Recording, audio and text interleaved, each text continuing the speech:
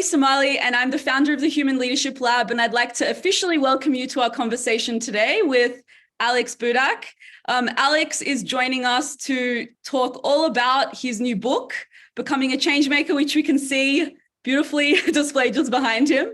To give you a quick overview of our next hour together, I'll shortly introduce Alex and we'll get straight into conversation with him. We will have opportunity for Q&A from the audience. So for those of you who are not familiar with the Zoom webinar function, there is a Q&A tab at the bottom where you can submit questions to the hosts and panelists. So please do so throughout. We will be coming to those questions in the second half of our hour together. And we will have a chance to engage in the chat function as well. So feel free to engage in that. We want this to be interactive and for you to get as much out of it as possible. And with that having been said, I would love to now introduce Alex. Alex is a social entrepreneur. He's a faculty member at Berkeley Haas and the author of Becoming a Changemaker. He teaches, speaks, and writes to help people make a positive impact in their life, their career, their communities, and society. And at UC Berkeley, Alex created and teaches a transformative course, Becoming a Changemaker, and he's a lecturer and faculty director for Berkeley Executive Education Programs too. Now, as a social entrepreneur, he actually co-founded startsomegood.com. Some of you probably are familiar with this site. He ran Sweden's most prominent social innovation incubator, Reach for Change, and helped Change.org scale globally. He's given talks on leadership, entrepreneurship, change-making around the world, from whether it's Cambodia to Ukraine and the Arctic Circle. He's worked at the UN agencies, at the White House, and at leading companies. And as a graduate of UCLA, I can see the UC systems well and truly alive in Alex's veins, and Georgetown Uni. Alex loves travel adventures. I believe 39 countries and counting. Perhaps now that the borders are reopening, that will increase. He roots for the underdog and he loves spending time with his two favorite change makers, his wife, Rebecca, and their toddler son, Asher. Alex, welcome. May, I'm so happy to be with you. It's far too kind of an introduction, and I'm so looking forward to our time together. Me too, Alex. And I guess let's get a read of the room. So as we're getting started, we would love to hear from you all where we've heard a little bit about where you're dialing in from, but what sectors you primarily work in. So I'm just going to launch a poll here. For those of you who are in the room, we'd love to hear where you're dialing in from. It gives us a sense of what change making might mean in your current context. And of course, all your contexts are welcome. So I might just leave that open for another 20 seconds or so. It looks like we've got a heavy population in the startup sector. About 60% of you work in startups or are self-employed. We've got about 10 to 15% in the charity nonprofit sector, about 25% in the corporate private sector, and about 5% of us in the government public sector. So awesome, great representation here. Alex, I guess the first question I have for you is, what's your story? I know we just had the kind of bio version, but what's your story and why do you care so much about change making? Well, thank you. Yeah, it's the red thread that's connected everything I've done professionally. When I think about the change that I want to create, it's come to this core of being a change maker. So some of you may know Start Some Good, and of course has a strong Asia and Asia Pacific, Australia bent. My terrific co-founder, Tom Dawkins, is based in Sydney. But the first spark of change making happened for me when I was living and working in Ahmedabad, India. And so I was there doing a bit of volunteer work with a local grassroots organization. This is far from a white savior story. I did very little to help the organization, but was pitching in where I could. And while I was there, my perception of change, well, it changed. I'd always thought, being in public policy school, that change came from one or two big organizations, the UN, the World Bank. And of course, there's a role for that type of change. When I was in Ahmedabad, I saw just how grassroots change makers could take action from where they were. The group worked with girls from the local community, used sport as a tool to teach healthy habits and leadership. And as I spent time there, I realized there's change makers literally all around the world, but just too many barriers getting in the way of them taking action. And that's been the red thread that's connected really all of the work that I've done as an entrepreneur, as an academic and an executive. Thanks, Alex. I love this idea that, change making doesn't have to be grand. I think a lot of us hear about the big stories, the poster child of change making. And, my sense is that sometimes makes it feel quite inaccessible to the layperson or to the average person. And one of the things I love about your book is that it makes change making so accessible to all of us, no matter who you are, where you are, what resources you have. And I'm curious, before perhaps we hear your definition of change making, those of you who are all on the call, I'm imagining we have some relationship to change making. Whether we actually consider ourselves change makers. So we're launching a poll and would love to hear from the audience. Which of the following statements best describes you? Do you consider yourself a change maker? Are you not a change maker? Are you unsure, agnostic, undecided, I should say, about this? And as we're seeing kind of the results come through, part of what we want to at least walk away from today is a greater understanding of change making, but it's always really interesting to me to see what conception we have coming in. So we can see here from the results, we've got about 60% of us consider ourselves a change maker and about 40 or so are undecided. Alex, let's see if people's definition of whether they consider themselves a change maker is correct. How do you define change making, and what is a change maker? I take a radically inclusive lens to change making, and May, just as you suggested, I think we have so many identities that are inherently exclusive. So we define ourselves, well, I'm either an entrepreneur or I'm not, or I'm an engineer or I'm not, or an artist or I'm not. So I see change making as an identity we layer on top of our existing identities. And so as a result, I keep my definition radically inclusive. I simply say that a change maker is someone who leads positive change from wherever they are. And so crucial in that definition is that a Nobel Peace Prize winner has just as much claim to that title as an entry-level product manager who's questioning the status quo or figuring out a new way forward. I want each and every one of us to see ourselves in that change maker persona. Yeah, awesome. So it's something that any of us can access from wherever we are. And when you think about the kind of framework that you've set out, if I can call it that in your book, it makes it quite accessible. Can you tell us a little bit about, for folks who haven't read the book yet, Becoming a Change Maker, how do you think about this journey of change making? What are the kind of concepts that we need to think about? Yeah, so I break it down into really 3 key parts, and they all fit together and help you towards becoming a change maker. So the first is our change maker mindset. That's our way of seeing the world around us and our role in shaping it. Those of you that are based in the US will probably know this reference, but I'm really inspired by the words of poet Amanda Gorman. She gave the inaugural poem at the inauguration of Biden and Harris. The Hill We Climb is the name of her poem. And the final 3 lines go, "For there is always light, if we're brave enough to see it, if we're brave enough to be it." I think that's a really poetic way to think about what I mean by a change maker mindset. For there's always light. There's always another path forward. Tomorrow can always be better than today. And we can be the people that show up and illuminate that path forward for others. But if only we're brave enough to see it, it takes a bit of courage to sort of see things that others may not see. Whether that's a new path forward, a new idea to launch, or maybe it's a system that's unjust that you want to change. And then the final part, if we're brave enough to be it, it takes courage to be a change maker. Now, interestingly, in my class and in my book, I don't really teach courage per se, but when students tell me what they learned in the class, they often, as one of the top things, they say courage. And I think that's sort of implied in so many of the lessons that we learn as a change maker, that courage is crucial, but it doesn't have to be that huge step of courage. It doesn't have to be, the leader leading an entire generation. It could be a small bit of courage, but it does take courage to be that change. And so as I think about a change maker mindset, it's that idea of, for there's always light, if we're brave enough to see it and brave enough to be it. So that's kind of how we make sense of the world around us. Yeah. The second part then is change maker leadership. Right. So how do you engage others in the change? I always say that change making is a team sport. We'll do our best and most important work through and with others. And so how can you engage others meaningfully in the change? And how can we think about reinventing leadership in some ways? So how can we talk about modern leadership trends, things like influencing without authority?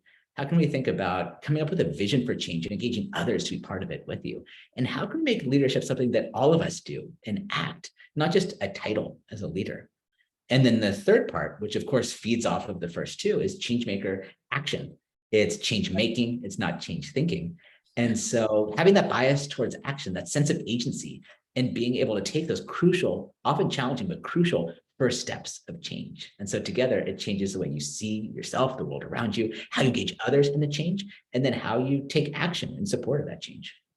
Yeah, fantastic. So there's these three components: the mindset, the leadership, and the action. I love the idea that it's not change thinking, it's change making. One of the things that stands out to me in the mindset piece, and this is something I see with the leaders I work with, which is this ability to embrace change, but also ability to embrace perhaps failure, the F word.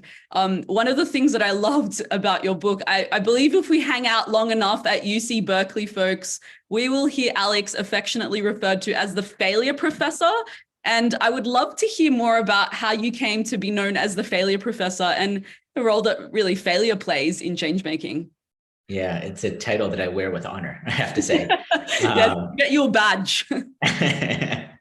So of course, at Berkeley, I teach a lot of high achieving students, perhaps a lot of people like you on this call today, people who are used to doing things the right way and have found a lot of success doing it. So in the class, we spend an entire lecture talking about failure and failing forward. And we do some case studies. We look at frameworks. We look at some empirical research and data. But it's one thing to intellectually understand, okay, I probably will fail along the way. A Swedish investor, Mia Brunell Livforce, told me, she said, if you're going to do anything meaningful, you're going to fail a lot along the way. So it's one thing to intellectually get that. I think all of us agree. It's a much different thing to actually go experience it. So towards the end of lecture, I put up a slide which simply has two words: go, fail. And students sort of look around like, what's going on here? And they kind of are looking at me like, is he serious? I go, yeah, I'm serious. The next slide comes up and I go, okay, you have 15 minutes. You have to go leave the classroom and you have to go ask for something and get rejected on purpose. You cannot come back to the classroom until you've been rejected. And as I say that to students, I start seeing them honestly begin to like sweat and turn red. And students tell me that their hearts are beating faster. Like, it makes us so nervous to think about getting out, getting rejected, failing on purpose. And so I say, okay, look, I'll be at the front of the room. If you need a little coaching, a little support, I'll be here. But I really do want all of you to go out and go get rejected. And so students like nervously shuffle out of the classroom. But then when they come back, the energy is just off the charts, so much so that I once had a professor next door come over and ask us to keep the noise down because students were just so lit up from this experience. And so when they come back, we see that one of two things happens for them. First, for about 1/3 of students, they're sure they're about to get rejected. They ask for something crazy and they get a yes. Someone actually agrees with them. I think about the woman who went to the cafe right downstairs and she said, hi, could I have a free orange juice? And to her shock, the barista said, okay. And she said, oh, I'm supposed to fail. Could I have 2? And he went, okay. And then she said, oh, can I have 3? And thankfully at 3, he cut her off. But she came back to the classroom with 2 orange juices, right? She was so sure that she'd be rejected, so sure she would fail, but she actually got what she wanted. And so we learned that sometimes our biggest failure is the fear of putting ourselves out there, that we're so sure we'll be rejected. We're so sure we won't get what we want that we don't even ask in the first place. Whereas the data show, at least in my class, about 1/3 of the time, students get even their most ridiculous asks granted. And then for the other 2/3 or so of students, they come back and they've gotten a rejection, they've gotten a no, but rather than feeling down about themselves, they actually feel like kind of a jolt of energy. They have a bit more courage, a bit more pride in themselves. They come back with a renewed confidence that comes from the pride of having put yourself out there and realizing that, okay, no one laughed at me. Failure isn't fatal.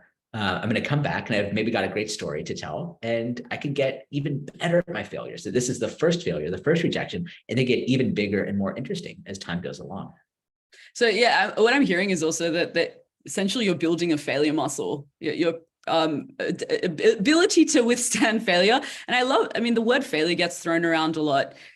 What I'm hearing is failure as the opposite of inaction, right? So failure would be to not do anything, but actually when we get out there and try things, even if they don't land the way that we thought, we're learning and we're moving forward. I think you use the concept of failing forward, right? How's that different to just failure, regular failure, not failing forward, but failing backwards? Because I think it's important to kind of delineate this concept.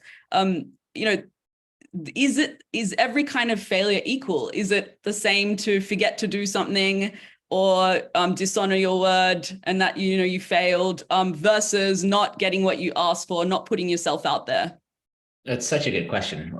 First time I've ever been asked that, actually. So thank you for that, May. Yeah, I think there's something about like the bias towards action that change makers have that's really important. But there's also, I think, a way you can embed this in your culture. So those of you that maybe lead teams, a practice I really like to have is in weekly meetings, I'll ask my team, how did you fail forward this week? And I think what's crucial about that is those two things. So first, it normalizes failure. So it means that we expect people to try something and fail. And we notice that if a colleague doesn't come back week after week with a failure, well, maybe they're not putting themselves out there enough. Maybe they don't have that sense of agency we want, and we can help cultivate that in them. But then the second thing is that it promotes the spirit of learning. Because again, it's not just failing for the sake of failing, right? We fail all the time. There's lots of things we mess up on. But the point is, can you use it as a catalyst for growth? For those of you that are familiar with the lean startup parlance, this idea of validated learning, that you learn something from the failure. And so can you pick something out of it and you go, okay, well, based off of this learning, based off of this failure, here's what I'll do differently. And that's what turns a failure into a really good failure. And I think community and active learning are two of the keys that help make that possible. Yeah, so I'm here distinguishing between where there's failure and growth and learning, and perhaps when we're experimenting with what's going to work, certain things aren't going to work. And I mean, part of me wants us to create a new word that's separate to failure. Maybe just validated learning is a good one. It's interesting because it reminds me of this concept that also comes up in your book of really like moving beyond black and white thinking, right? You're either failing or succeeding, but like all of these things are often a spectrum. And I think you use the language of both and. I love this because it reminds me of Esther Perel's work of embracing the paradoxes, like moving away from either or. I'm either successful or a failure. I'm either an optimist or a pessimist. I'm either this or that, and moving towards a world in which we can embrace multiple parts of ourselves as change makers. I think in your book, you refer to some of the paradoxes. One is confidence and humility. Do you want to tell us a little bit more about what this means to kind of embrace the both and thinking and why it's so important as change makers? I think it's crucial for change makers to hold on to both these. I think sort of in terms of polarities, but yeah, this idea that you need to do both of these things at the same time. One very clear one that I think many of the people in here can probably relate to is when you're trying to lead change, you've got to have a sense of urgency. Like when we think about changes that are needed, whether that's around racial justice, climate justice, like these are urgent issues that need action, but also recognizing that change takes time, that we can't put ourselves out over 2 weeks of an intense sprint and expect everything to change. But what we don't want to do is be somewhere in between, where it's like we're only a little bit urgent and a little bit patient. No, you've got to be both. You've got to have what we Cotter sometimes calls urgent patience, like both of those things. Right. And so same idea, like when it comes to confidence and humility, I think that's so important. One of my chapters is called Confidence Without Attitude. And I think that sometimes we get confused and we think, okay, well, I've got to be a little bit confident, but not too confident, right? I know in Australia, there's like tall poppy syndrome, right? So you don't want to be standing out too much. And then also like, I should be humble, but not so humble because then people won't follow me. So what happens is you end up being like kind of in between where you're like a little confident and a little humble, but not really effective on either. And so what I try to teach is this idea of being both at the same time. As a change maker, you've got to be confident to be able to stand up and say like, hey, I've got an idea. I've got a change I want to push forward. I think we can question the status quo. Like that fundamentally takes confidence. But also crucially, I think this is one of the most underrated leadership traits ever, is humility. The idea of admitting our own blind spots, our own failability, bringing other people on board with us. We don't have to have all of the answers. And I think when leaders can do both of those things, it becomes super powerful. I tell a story in the book of one of my favorite change makers, Gwen-Yi Wang, who's based in Asia. She's the founder of Tribalists, which is an organization that teaches emotional intelligence, empathy. Right. And by all outward measures, she was absolutely thriving in 2019. She was on the cover of magazines in Malaysia and had gotten all this positive press. The company was taking off, seemed like things were going super well. But internally, she was having this great conflict. She wasn't enjoying her work. And she was feeling like she was letting her team down. The organization had grown so quickly that they actually needed a different type of leader. And it became clear to her that she just wasn't that type of leader. She's a visionary, a product person. And what they needed at that time was an operations person, someone who would kind of get the operations in order to be able to scale. so many leaders that I've worked with would have just gritted their teeth and held on and found ways to try to make it work. What I love about Gwen is that she had the humility to say, look, at this point, I'm not the right person to be the CEO of my company, the company she founded. She decided after a number of tough conversations to step back. She stayed on the leadership team. She took on more of a chief product officer role. Someone else stepped up in the CEO role. But what I like about her story is that it's not just humility. That's a lot of humility that she showed, but also it's a lot of confidence. First, the confidence to found the organization in the first place. But then also from there, the confidence that comes from saying, I have a better vision for this. I have a vision where I'm not the leader, where someone else can take this on, where I will still take on the product role, but I've got this amazing ability to balance confidence and humility at the same time. Yeah, and what stands out about that story is they're not opposites because she's able to do them at the same time. It reminds me also of some of these other concepts. I mean, throughout your book, it's almost like this embracing the polarities. You refer to vulnerability as a really important quality mindset-wise for change making. I think you make this distinction between openness and boundary setting. Like you can both be open and set boundaries, that none of these concepts are meant to be in the extreme. Do you want to tell us a little bit more about this? Because I know the concept of vulnerability and intimacy comes up a lot in workplaces, and some people shy away that what does vulnerability have to actually do with change making and leadership? I so appreciate it. Before I do, I just want to call out, Mike had a nice comment saying, sounds like confidence and humility can also look like confidence in humility. Yeah, I appreciate that. Clever. Right. So this is, of course, building off of the work of Brene Brown, who's really like the pioneer when it comes to vulnerability. And one of the things that I love about her research is that vulnerability and courage really go hand in hand. Right. She says that we often see vulnerability in you as a strength, but weakness in me. And something that I try to teach a lot of my change makers is that courage and vulnerability really do go hand in hand. As I think about my social entrepreneur journey, I think about when we were getting ready to launch Start Some Good. That's a very vulnerable moment. At that point, we had told all our friends and family, hey, we're doing this thing. I had never launched a startup before. My co-founder, Tom, had done Vibewire before. Maybe some of you know it. So he had a bit of experience, but still, like, it's very scary to put this thing out into the world. And so I remember that we were like sort of there, like website was built, but then we kept being like, should we put it out there? Like, no, let's just squash a few more bugs. Let's get a couple more pieces in place. Go, okay, should we launch now? Go, no, we should build one more feature. We kept waiting and waiting and waiting. And finally, there's never a magic moment where it's like, okay, I'm ready to go. In the words of Reid Hoffman, the founder of LinkedIn, he says, if you're not embarrassed by the first version of your product, you launched too late. Absolutely. And we kept holding on. Because, you might look at the act of launching a startup as being courageous. I actually look at it as being very vulnerable, putting yourself and your values out there. We were scared to put it out there. Finally, we did, of course, but it's one of the truest acts of vulnerability, I think. And that's not something we often fully appreciate, I think. And Alex, you're a great example of someone who practices what he preaches. I think throughout your entire book, and from what I know about you, you very publicly talk about what's hard and what you've felt the fear and done it anyway.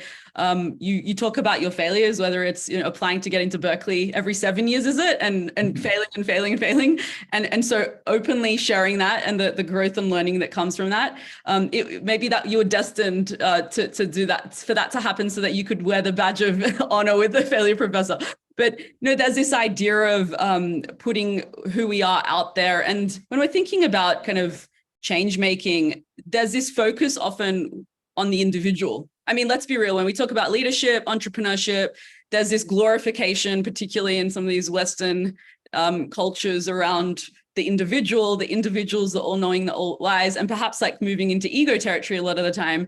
I love that you bring change making back to being a team sport and to being a collective enterprise. And I think one of the quotes you have towards the end of your book says, I've learned that change making doesn't just call upon each of us individually.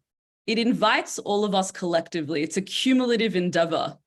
Tell us more about why change making is a collective endeavor, because I think this challenges a notion that many of us think that it's about me and it's about how much I can get done. Yeah, especially as I'm coming to you live from the Silicon Valley Bay Area, where there's a lot of this concept of heropreneurship.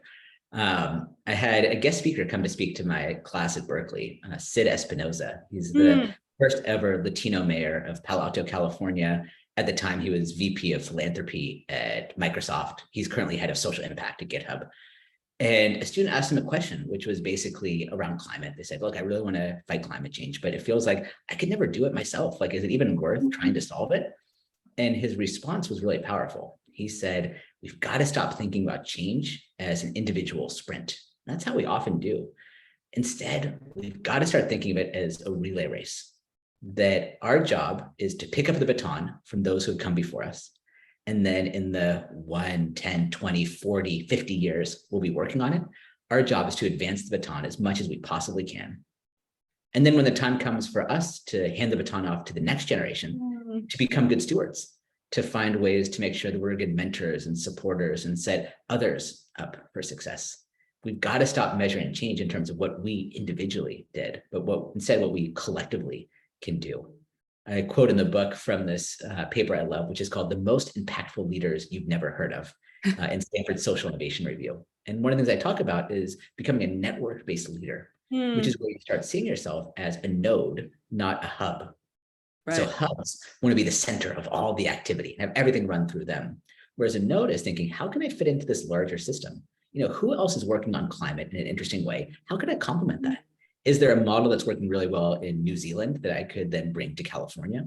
Or maybe there's 10 different aspects of climate that are being worked on and 9 are really well covered. And you say, well, I think there's something I could do on this 10th slice. Thinking in terms of a network is a powerful way to both take the pressure off of us individually, but also is really only the effective way to go. Yeah, this idea that, collectively also we can get much more done. I think you referred to some statistics around, I'm rewording, but it's almost like Malcolm Gladwell's concept of the tipping point. If enough people are moving in a certain direction, was it 40-something%, then you have, it's much easier to bring those who are naysayers or sitting on the fence into the journey. And, I can't help but mention what's happening in Iran right now with the women of Iran and their uprising against the Islamic regime and the oppressive regime, and what we're seeing after the murder of Mahsa Amini, this incredible networked leadership, if I can call it that, where we can't actually find where did it begin. We know that it was the brutal murder of an individual that began, but you can see the uprising and then kind of what's happening globally. For me, this is such a beautiful example of change making that is not, you can't just attribute to one kind of hero or someone that's leading the charge. It's exactly right. I think it's the new model of change making, and the women are quite courageous. It's based off of, or similar to a model I read about in the book, Black Lives Matter in the US, where there are, of course, many civil rights campaigns, but many led by a single individual. And when there's a single individual, there's sort of one point of failure. And some people critique these sort of leaderless movements, like what's happening in Iran or Black Lives Matter, and say, well, who's the leader? There's no leader. Is it really a movement? But right. Yes, absolutely, because it's a network-based approach and it's much more powerful. If you wanted to stop one of these, there's no one single failure point. It's grounded in similar values and vision, but with opportunities to customize it depending on the unique needs. I think it's based on a belief that who knows better what a community needs than the local community itself. Yeah. And I think that's a really powerful way to think about galvanizing change and bringing people together for change. I love that you mentioned Black Lives Matters and many other kind of movements that are around maybe social justice and racial justice and racial reckonings. I'm curious, when we think about change making coming from these networks, what's the role of followership? What do we do if we want to be a change maker? Do we go and join something that's already happening? Do we start it ourselves? How do we know where to start? I think for many people on this call who might be thinking about where do I begin, where do they begin? Great question. One of my favorite videos that I teach in my class is called Leadership Lessons from the Crazy Dancing Guy, which is by Derek Sivers. Maybe some of you have seen this video. It's a 3-minute video, and it shows a festival where there's one guy, he's shirtless, and he's dancing all by himself, and maybe dancing for 15 seconds. But if you've ever been the one trying to get a party started, 15 seconds can feel like a really long time. So he's dancing by himself for about 15 seconds. And then no one else is joining him until one guy starts following. One guy comes over and they start dancing together. And that's that magic tipping point. Once that other person came over and started sort of saying yeah, this is a thing. And then he calls to his friends for them to come in. Then at that point, a movement starts building. It's 4 people, then 10 people, then 30, then 50, then 70. And then soon by the end of the video in 3 minutes, everyone is dancing. Now you're the lone nut if you're not dancing instead of if you are dancing. And what I like about this video is that some of us may naturally be the crazy dancing guy. When you think about, in symbolism, of course, when you think about like the change you want to lead, maybe you're the one that comes up with the idea, gets out in the front, gets people started, like, is that fun? But maybe you're more of the first follower. And we tend to glorify the individual dancer, the first guy. When you think about what actually turned that into a movement, it's the first follower. He put a bit of his privilege and his social proof on the line to say, like, yeah, I'm going to vouch for this guy. I'm going to do this thing, put himself out there. And he created a structure that made other people want to come in too. Then, of course, in the video, there's also the sort of early adopters as well as the late adopters. And I think change calls on all of us. We shouldn't just hyper-focus on the crazy dancing guy. There's a role for that, for sure. But there's also a role for all of us, no matter our risk tolerance, to become part of the change efforts. Yeah, so I guess part of this is like looking around what's already happening, who's already doing great work, what organizations, what people, where we want to lend our support and our resources. I think you raise as I was reading your book, I was looking for acknowledgement of diversity, equity, inclusion, and that lens. And I love that there's a whole section on that. So let's go there. Do you want to tell us a little bit about what does it matter where we are? So part of that, your definition is change making is something that anyone can do from wherever they are. What happens if we have less access to resources or we're members of marginalized or historically marginalized groups? Can we create the same amount of change? And what's missing, if anything, in this definition, or how is it kind of inclusive? Yeah, thank you. It's crucially important to talk about. And I mean, fundamentally, I believe each and every one of us, no matter who we are, where we're from, can lead change. But there's also a number of ways that privilege is wrapped up in our ability to lead change. So just as one example, we talked a lot about failure, but I think we should also be honest that privilege is a failure, that not all of us have access to the same safety net. People from more traditionally marginalized communities may not have the same safety net to catch them when they fall compared with others. On the other hand, we also talk about, let's say, humility. I think humility is a crucially important trait. But if you're from a traditionally marginalized community where your work is probably less likely to be recognized in the workplace, there maybe are times we have to lean a little bit more towards the confidence side and against the humility side. So I do think that as a general rule, the frameworks in the book are accessible and things we want to be pursuing, but you've got to meet us where we are. And I think also for those of us that do have more privilege, it's crucially important that we're thinking about, well, how are we opening up the doors to opportunities for others? How are we being open to other voices and not just thinking that our own limited lived experience is the totality of what it means to be a change maker, that we're inviting others in ways that are inclusive. I'm inspired by the work of Joanna C. and Jess Remington. They talk about designing with the beneficiaries. There's a bad habit, I think, in a lot of elite institutions, universities, consulting groups, and so on, which is where we say, oh, we know what's best. But Brian Stevenson says, no, there's power in proximity. We've got to get closer to those that you want to serve. And a lot of that often means sharing power or giving up power. And that's a crucially important changemaker trait to make sure that those who know best what they need, the community members themselves, are the ones that are empowered to lead change. And that kind of puts the traditional definition of leadership on its head as well, which is that you're in a position that you might have all the answers, but that rather, we are learning with and from others.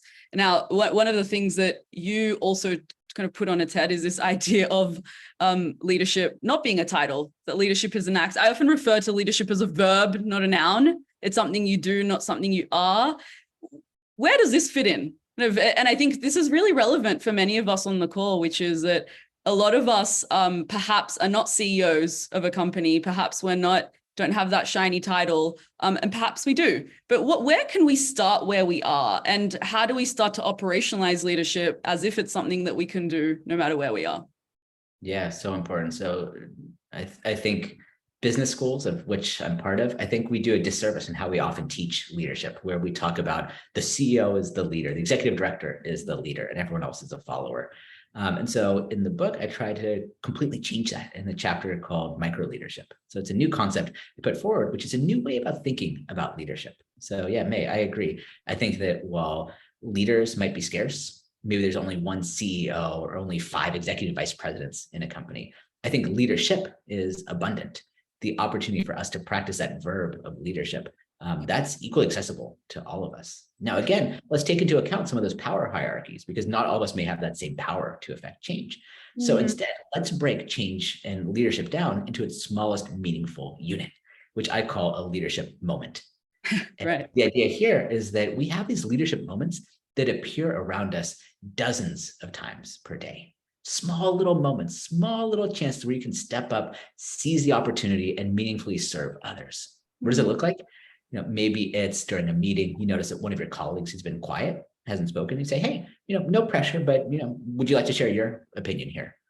Or maybe it's having the courage to say no when everyone else is saying yes.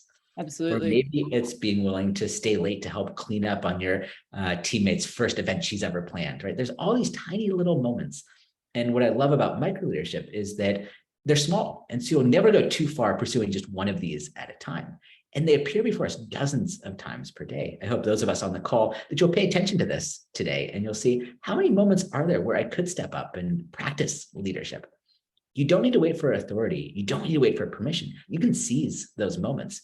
And when you do seize those moments, it really changes your outlook on what it means to be a leader, because it moves from something that they do to something that we do, becomes accessible and inclusive of all of us.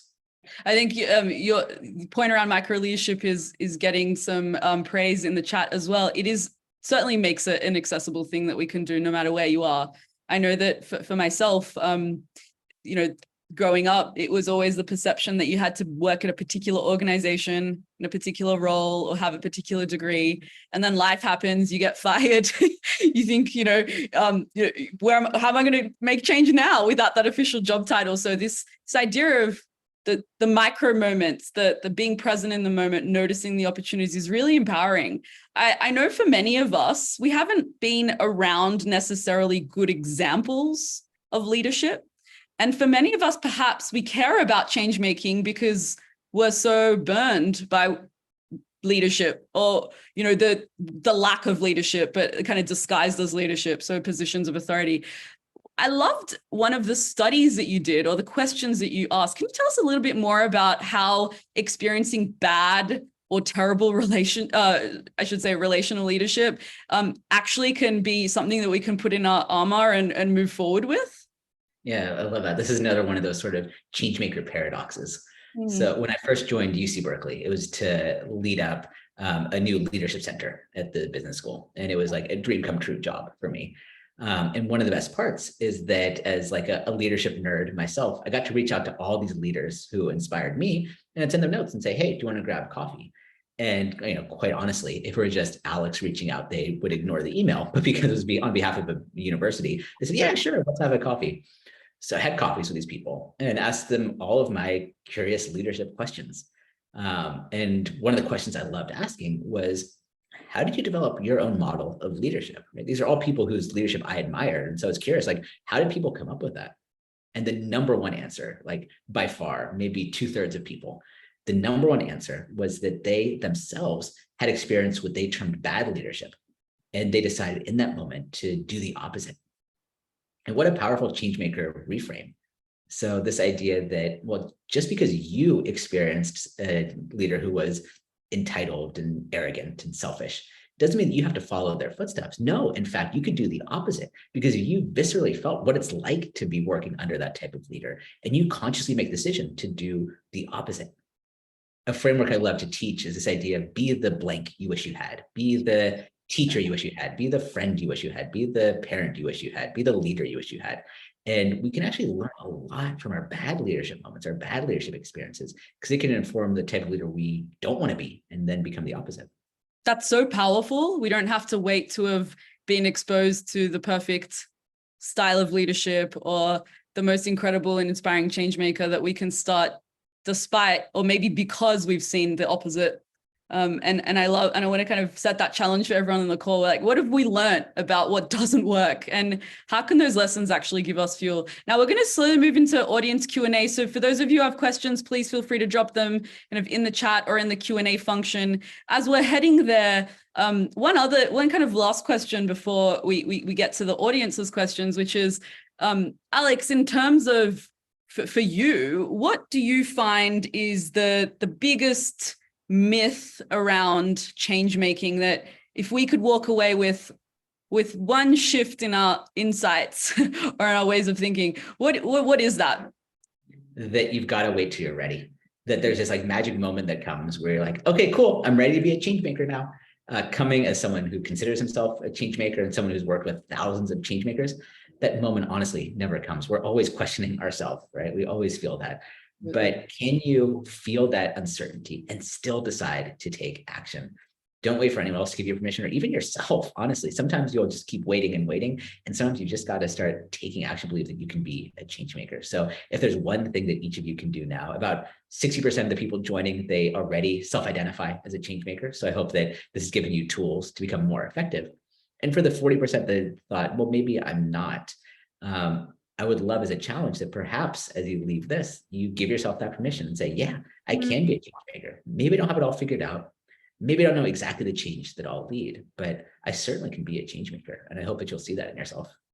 And, whether you're ready or not, sometimes you just need to jump out of the plane. I think that's something that you did in your book. You talk about jumping out of a plane, even though it wasn't something that you would ordinarily do. Can you kind of tell us just a bit about that as we're going into the first question?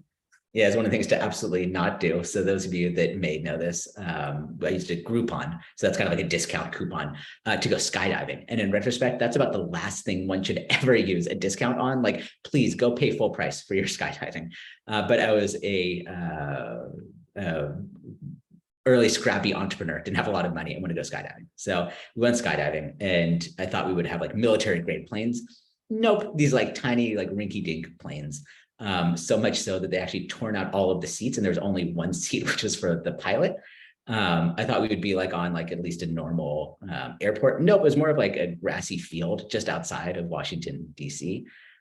When I got on the plane, we realized that the pilot himself was wearing a parachute, which is not exactly trust-inducing when you're thinking about making the leap.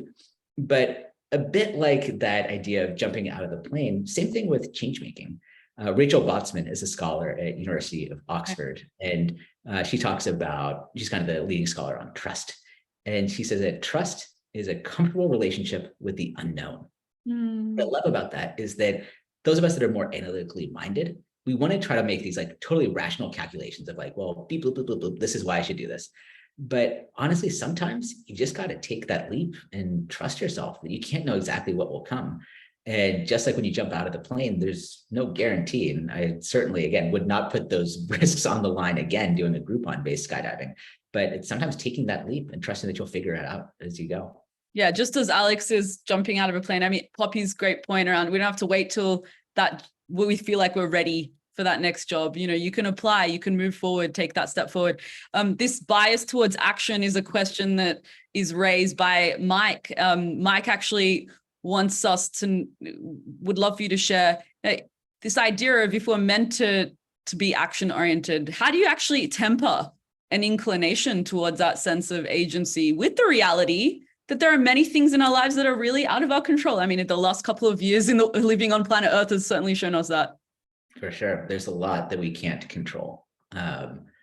First, I'm inspired by the words of singer-songwriter Joan Baez. She says that action is the antidote to despair. I think that's a nice way to think about action, is that I tell my students, like, if you feel upset at the state of the world today, you have every right to feel upset. You should. But can you still feel a sense of action, take action despite that despair? And as Baez teaches us, sometimes that's the best antidote to it. Now, when it comes to figuring out, like, what do you control, what do you not control? One of the frameworks that I like, so I've built a tool called the Changemaker Canvas. If you're curious, you can take a look, changemakerbook.com/canvas. And I've worked with so many change makers who feel really overwhelmed with, how do I start leading change? I've got this idea, but it just feels completely overwhelming. So it's a tool that breaks change down into small, meaningful, actionable steps. And as part of it, I really want people to sit with the problem. I think change makers like to rush right into these problems. But there's something nice about actually sitting with it, making sure you deeply understand the problem. There's a quote that's often attributed to Einstein. It's not actually clear. I found out in my book research that he actually said it. It's attributed to him, and it's a great quote. Right.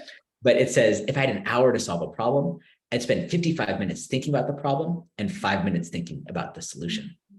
And so, Mike, to get to your question, what I encourage change makers to do is to identify 3 parts of a problem. Because I think we often get confused, which parts of the problem are we solving, and it gets totally overwhelming. So I say first, start with what the core problem is. What's the core thing that you are addressing? You uniquely are addressing here.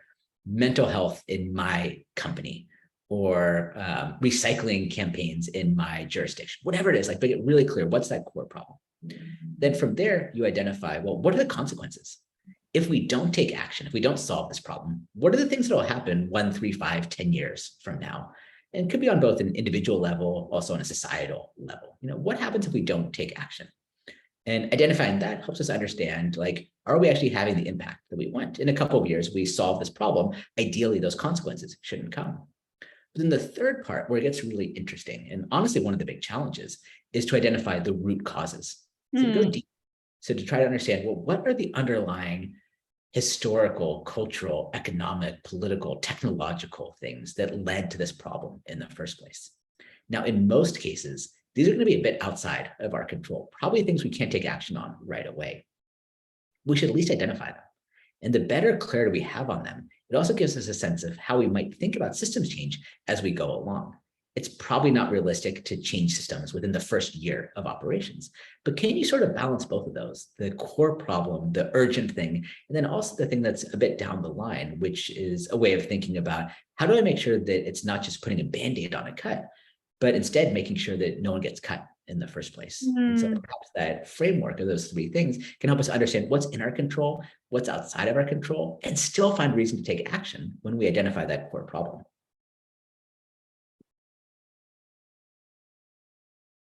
Awesome. So Alex, I mean, that piece around getting out there and seeing where we can have impact sounds like the minimum viable project that you referred to. Like, you can't solve everything, right? You can't boil the ocean, but what's the drops that you're going to put into the ocean? And again, it's a matter of kind of start where you are, start with what you can control and build from there. I mean, we've got another question that's come up, and it's actually around this concept of opposition. For many of us as change makers, we are wanting to, surprise, surprise, change the status quo. And there's this human bias towards maintaining the status quo, even if it's not in our best interest. How do we deal with opposition for many of us who are trying to use our voice or to kind of put our resources to good use? Assuming opposition is inevitable, sometimes it's not maybe a violent, oppressive regime like we're seeing in Iran, but it's other kinds of opposition. For sure. And let's talk about the more mundane opposition, right? So trying to create a change in digital transformation in the workplace. So status quo bias is a very real thing. This is research done by Samuelson and Zeckhauser, classic research that led to the phrase status quo bias. And they show that humans tend to prefer what we already have. And they show we tend to prefer it even when the alternative is empirically better. So you're going to be going up against status quo bias. A lot of people will just want to hold on to what they have, even though it may not be in their interest. They still want to sort of retain that. So how do you think about getting people on board? I really like the work that's done by Nobel. That's Nobel, and they're a change consulting firm. And they talk about the 3 types of people you meet while leading change. There's the champions, there's the fence-sitters, and there's the cynics. So the champions, what they say with the champions is get these people involved early, delegate to them, make them feel a sense of ownership, get them involved. These are your early supporters, early champions. Then there's the fence sitters. And they say this is where a lot of change makers waste a lot of time. These are people that are non-committal, could go either way. They're not really sure. But it feels like it's easier to try to convince them than the cynics. But instead, Nobel says, no, you should actually spend more time with the cynics. They define cynics in a really profound way. They say cynics are often just disappointed idealists. They're people that maybe want to believe in change, but they've been around enough times to see that it hadn't worked, or they just are feeling so overwhelmed they just can't take on another thing. And they say, really listen to the feedback of these cynics, like really try to understand where they're coming from. And then if you're able to win over some of these cynics, well, that's where the fence sitters then come on board. Fence sitters are a way to see, can you get traction with the champions? Can you get even your harshest cynics on board, your harshest critics? And if you do, then the fence sitters will come over. An example I can share from my Start Some Good days is we were a young and scrappy tech platform. And in the days, like there weren't many crowdfunding platforms. And so we were going up against sites like Kickstarter and Indiegogo. So they had tons of engineers. We had a couple part-time engineers.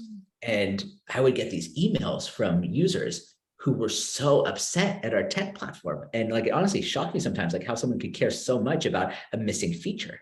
And so, of course, what's my natural reaction? My natural reaction is defensiveness, to be like, well, you don't understand, this is the best we can do. Our coders are great. They're just only working 5 hours a week. Like, give them a break.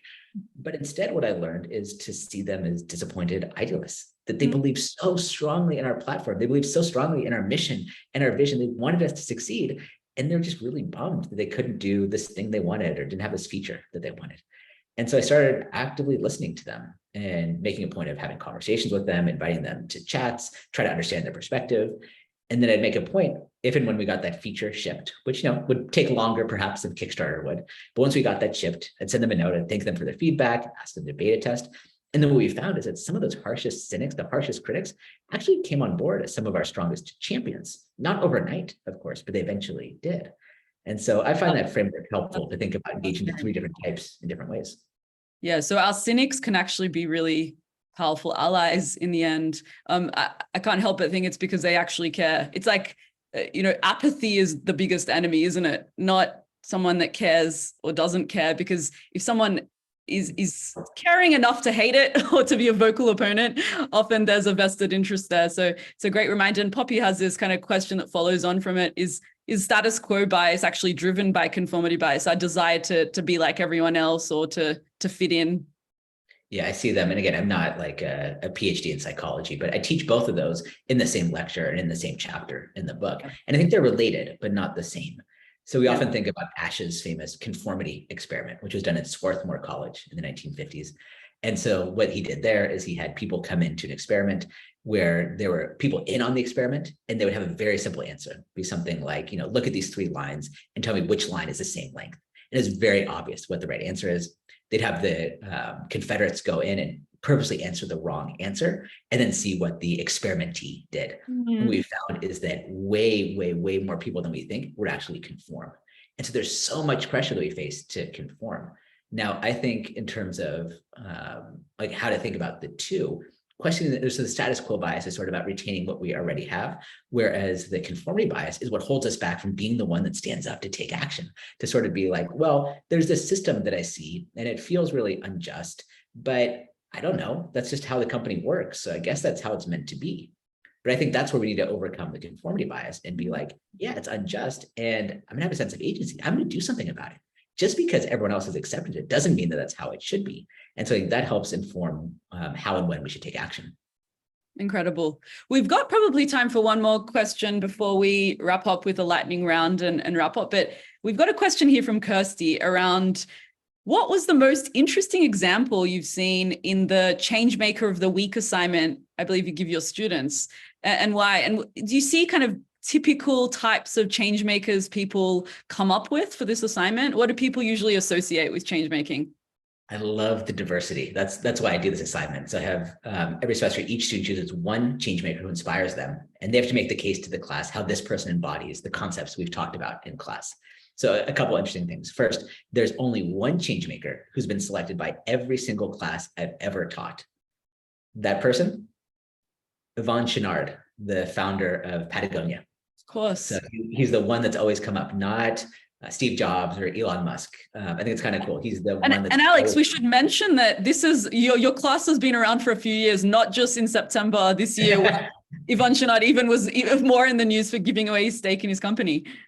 Yeah, that's right. So anyway, I love the fact that he's been mentioned all the time. And it's actually because he was mentioned every semester that I decided to write about him in the book, because I figured, well, hey, that's a strong signal. But I think in terms of the most interesting change makers, honestly, I love when people talk about someone who's not famous. I'd say about 3/4 of people do household names or semi-household names, and about 1/4 are people who I have never heard of. Sometimes it's a friend, a mom, a dad, a sibling. And I love those personal stories because it reminds us that change makers are quite literally everywhere. Sometimes I think about one kid who wrote about his dad, who was a leader in his church and was practicing servant leadership and just helped so many new refugees get settled and find a place. And that's something that the student just sort of accepted as normal. It's just like he saw his dad do it and figured, well, that's what everyone does. And it wasn't until he got to college that he realized, well, not everyone is like my dad. Everyone could be like my dad, but not everyone is. And so I personally have a soft spot for those personal stories when people recognize, like, sure, there's the Chenard, which is inspiring, but that also maybe a lot of us have a change maker around us all the day, every day. Incredible. Well, Alex, we've heard so many amazing insights from you this last hour. I could ask you 50 more questions, and there's questions coming through from the audience. But in the interest of time, thank you so much for firstly joining us. Thank you everyone around the world who's joined us to learn more about change making. I hope that you've been able to walk away with 1 or 2 practical ways that you can start to lean more into change making if you're already self-identified, and if you weren't yet calling yourself that, ways of bringing it to life from today. Now, Alex has very kindly given 5 of his books for our participants today. So we are going to draw a raffle immediately after this call. And if you're one of the lucky 5, you'll be emailed and we'll be asking for your postal address. So Alex, thank you so much for that generous gift. Thank you for your wisdom. Thank you for writing the book. You're an incredible example of someone who practices what he preaches. And I think that there's a lot we can learn from you and from the amazing case studies that you share of change makers all around the world. Want to kind of give you the last kind of minute. What's one thing that we should remember as we walk away from today's call? Well, first, let me just say deep gratitude to you, May. You've been such an incredible partner in putting this event together. I'm so grateful to you, so grateful to the community that's joined us today. Community has been central to this book and to its launch. And so it's just really special to get to have this conversation with you and the whole community today. So as I just share one final word, I'll end this the same way that I end my book and the class at Berkeley, which is reminding you that the world has never been more ready for you. I believe there's never been a better or more important time for us to go be change makers, to lead positive change from where we are. There's all too many things that need to be changed, all too many unjust systems, but there's also never been more potential in each of us individually to go lead that change. And so I hope that leaving today, you'll give yourself that permission and you'll remember there's never been a better time than right now. Love that, Alex. And if people want to continue to drink up the incredible change making that you're putting out in the world, how can people find you? Where's the best place to stay in touch? Yeah, so please connect with me on LinkedIn. That's the main social network that I use and love talking change making there. So please reach out there. And of course, check out changemakerbook.com to learn more about the book and find some of the resources in it. Incredible. Well, thank you for such an incredible conversation. I've really enjoyed learning more about what change making means to you. Thank you for your participation from the audience from around the world. Love your questions and in the chat. It's been incredible to have you all here with us today, and hope that, as Alex said, there's no better time than now. So let's go and make that change. Thanks, folks. Thanks, everyone.